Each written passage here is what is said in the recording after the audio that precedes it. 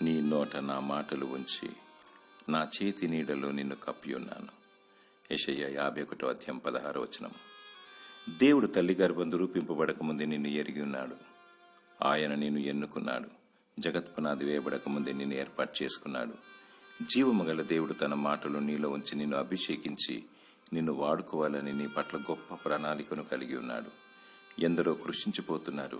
దైవవాక్కు లేక జనులు నశించిపోతున్నారు.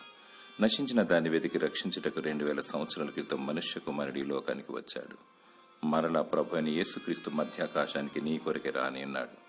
తెల్లని వస్త్రాలు కలిగి వధువుగా సిద్ధపడము, అధైర్యపడకుము. తన చేతి నీడలో నిన్ను కప్పి ఉన్నాడు. ఆయన మాటలు నీ నోట ఉంచి ఉన్నాడు. దేవుని స్తుతించు, దేవుని ప్రార్థించు, సత్యవాక్యమును ప్రకటించు. దేవుడు నీకు తోడుగా ఉండి తన బూరగా నిన్ను వాడుకొనుగాక. ఆమేన్.